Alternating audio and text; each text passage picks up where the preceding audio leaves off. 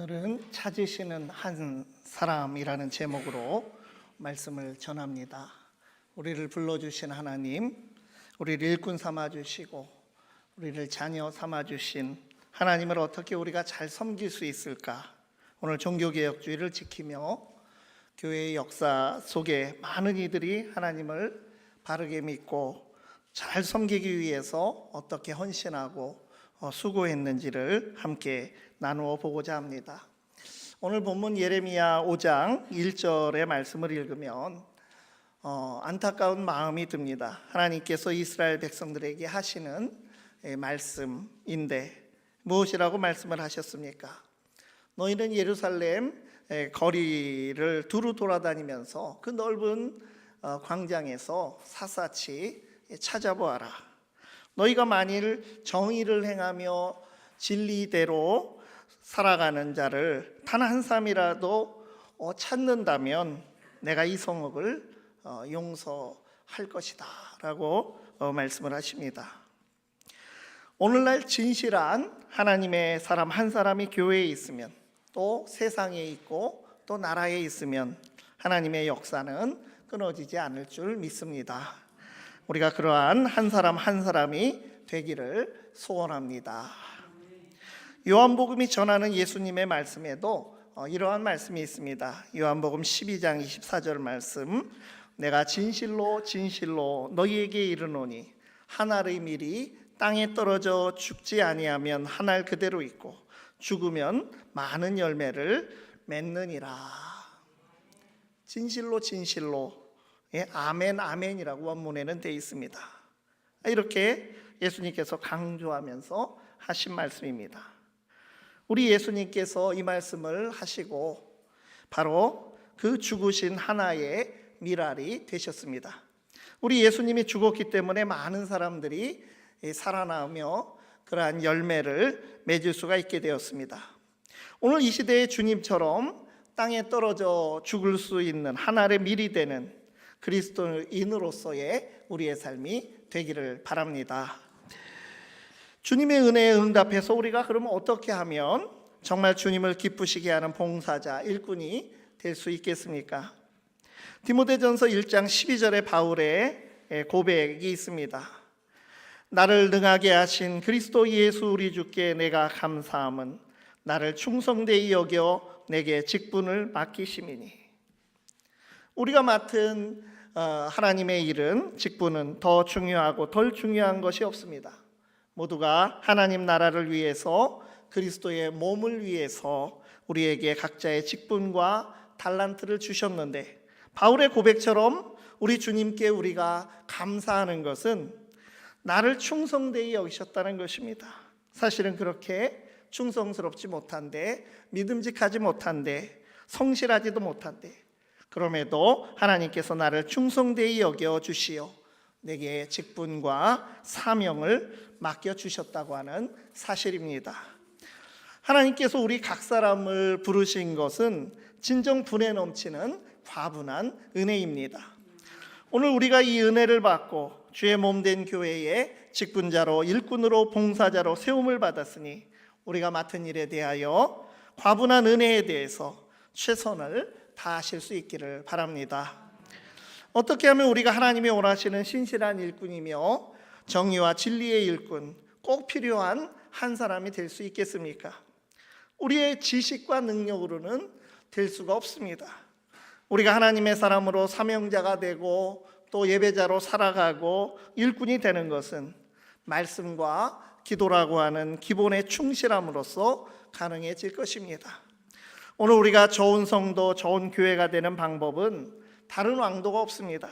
우리가 진정 하나님의 일꾼 되기를 원한다면 하나님의 말씀에 사로잡혀야 하고 또 간절한 기도가 있어야 합니다.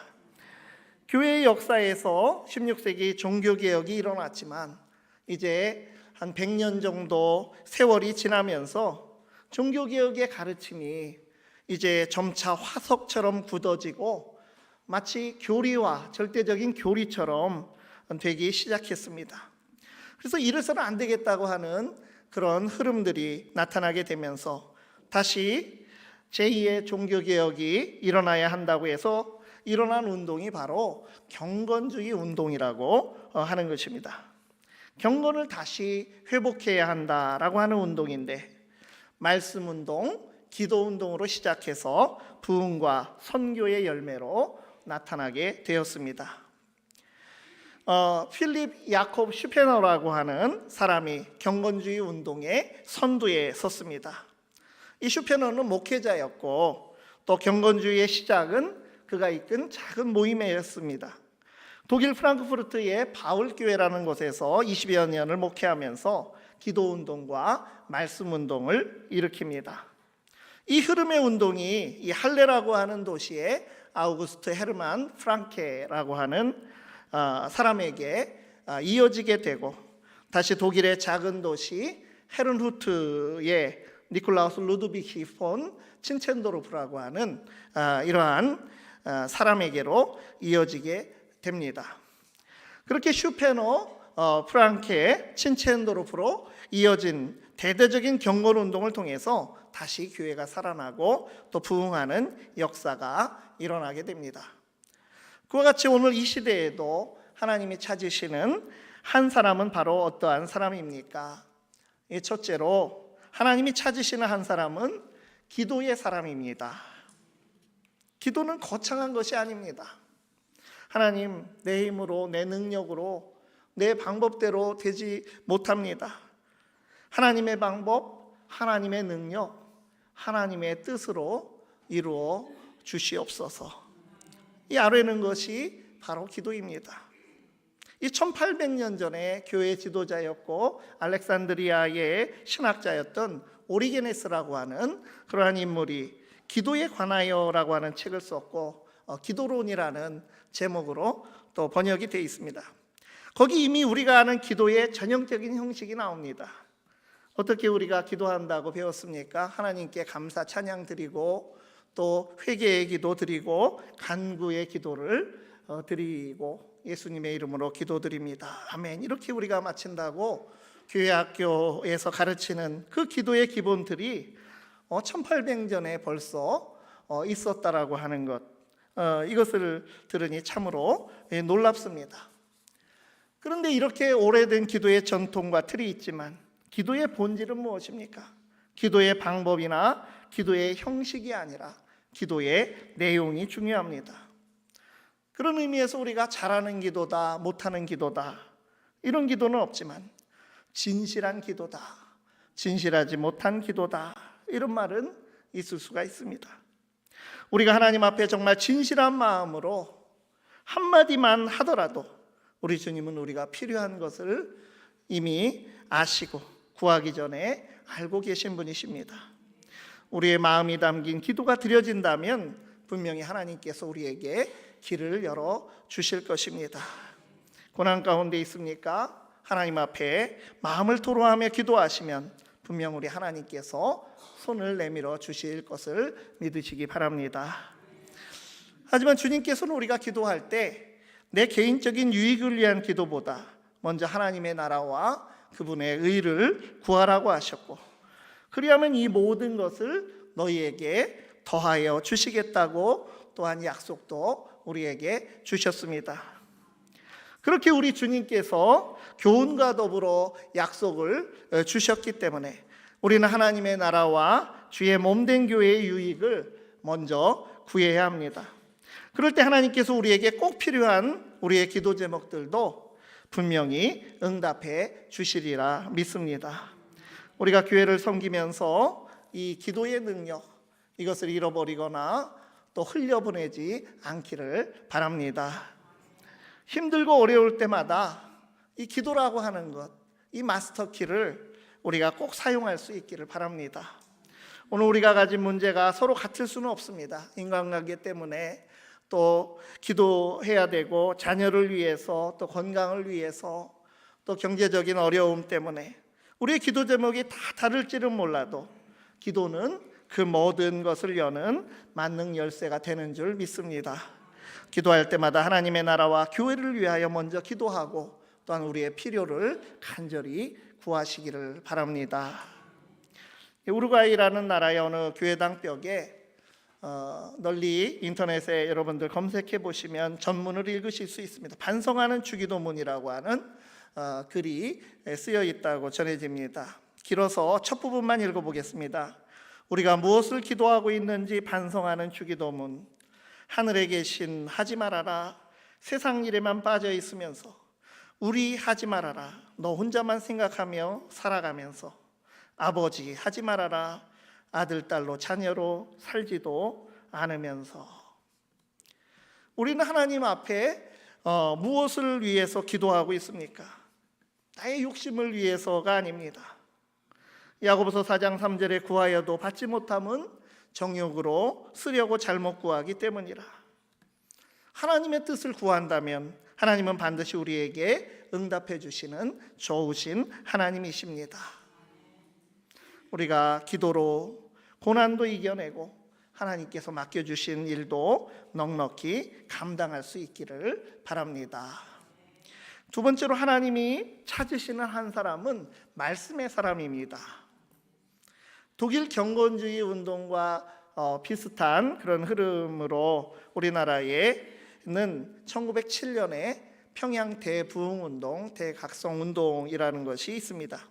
이 운동은 처음에 사경회 현장에서 시작이 됐습니다. 이 사경회 할 때 이 사자는 조사한다는 뜻이고 경자는 성경이고 회는 모의래자입니다. 하나님의 말씀을 조사하고 공부하고 그대로 실천하려고 했던 것이 바로 사경회입니다.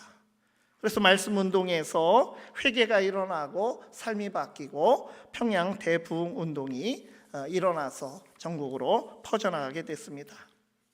앞서 말씀드린 슈페너라고 하는 경건주의 선구자가 1675년에 쓴 책이 있는데 경건한 열망이라고 하는 책입니다. 어떻게 해야 하나님의 교회가 교회다울 수 있고 어떻게 해야 그리스도인이 그리스도인다울 수 있을까? 그것에 대해서 우리 속에 경건을 향한 열망을 가져야 한다라고 하는 그런 의미를 담아서 쓴 책입니다. 이 책에 이런 말이 나옵니다. 하나님의 말씀이 우리 가운데 보다 풍성히 거하면 거할수록 우리는 보다 풍성한 신앙의 열매를 맺을 것이다. 무엇인가 개혁하려 할 때 부지런히 하나님의 말씀을 연구하는 것이 가장 최선의 방책이라는 사실은 확실하다. 오늘 하나님의 말씀에서 길을 찾아야 한다.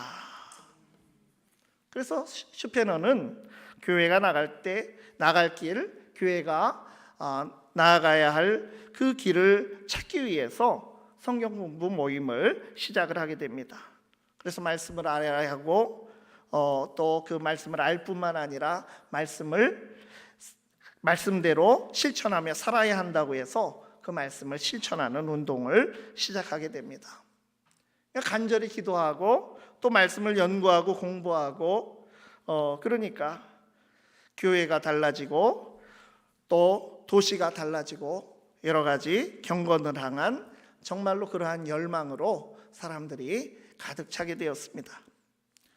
그러므로 오늘 이 자리에 계신 한 사람이 기도와 말씀에 붙들리는 존재가 된다면 우리 교회가 새로운 경건과 각성의 자리가 될 수 있는 줄 믿습니다. 앞서 말씀드린 3명의 경건주의 인물 중에 헤르누트라고 하는 도시에 친첸도르프라고 하는 사람에게 우리가 또 한번 주목해 봅니다. 이 친첸도르프는 백작이고 부자였는데 경건주의를 받아들이고 경건운동을 시작합니다. 그런데 거기에 그 사람이 있는 그 헤르누트의 프라하의 그 얀후스의 후예들인 그 얀후스가 일으킨 종교개혁의 후예인 그 모라비안들이 이 박해를 피해서 친첸도르프가 있는 헤르누트로 오게 되면서 이 경건운동이 시너지 효과가 나고 이제 본격적으로 시작이 됩니다. 이 헤르누트라고 하는 교회 이름도 이 체코와 드레스덴이라는 도시 그 바로 옆에 있는 이 헤르누트인데 이 헤르라고 하면 독일어로 주님, 주라고 하는 뜻이 있습니다. 주님이 거하시는 곳이다라고 하는 이런 뜻이 이 모라비안들이 들어오면서 그러한 이름도 갖게 되었습니다. 이들이 복음으로 다시 일어서기 위해서 기도와 말씀에 집중하기 위해서 독일말로 로중이라고 하는 책을 그들은 만들어서 그것을 가지고 경건 운동을 하게 됩니다. 이 로중은 1731년에 처음 펴낸 성경 묵상집입니다. 오늘날의 생명의 삶이나 그러한 매일 성경 이런 것과 같은 그런 원조라고 볼 수가 있습니다. 지금까지 300년에 걸쳐서 이 책이 계속해서 매년 나오고 있습니다. 로중 책을 보면 하루하루 읽어야 할 말씀이 나오는데 이 300년 동안 제비뽑기를 통해서 그날의 말씀을 정했습니다.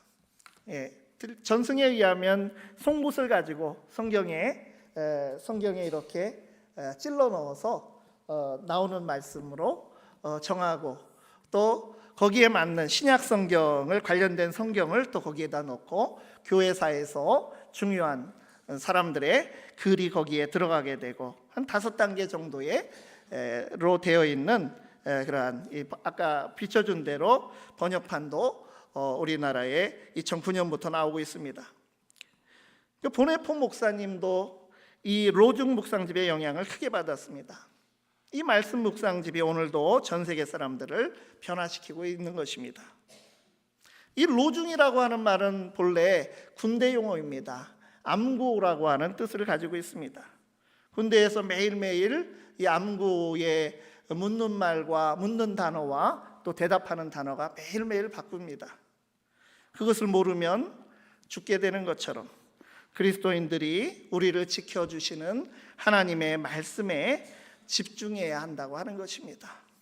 헤르누트 공동체는 말씀 묵상집이 경건의 기초가 되었고 우리에게 이 말씀이 얼마나 중요한 것인지 우리에게 교훈을 주고 있습니다. 우리가 진정 하나님의 말씀에 집중하고 계십니까? 하나님이 찾으시는 말씀의 사람이 되어서 하나님이 일러주시는 길을 바로 걸어가는 정의와 진리의 일꾼이 되시기를 바랍니다. 세 번째로 하나님이 찾으시는 사람은 동역하는 사람입니다. 우리는 성삼위 하나님의 은혜로 구원을 받았습니다. 교회는 성부 하나님의 백성이고 성자 예수 그리스도의 몸이며 성령 안에 모이고 흩어지는 공동체입니다. 삼위일체 하나님도 그 교류를 통해서 동역으로 그분의 역사를 이루어 가시는데 하물며 우리는 어떻게 해야 되겠냐라고 하는 것입니다. 우리 혼자서 주님의 몸을 우리가 과연 세울 수가 있겠습니까? 전도서에 참 유명한 말씀입니다. 전도서 4장 9절에서 12절 말씀. 두 사람이 한 사람보다 나음은 그들이 수고함으로 좋은 상을 얻을 것임이라.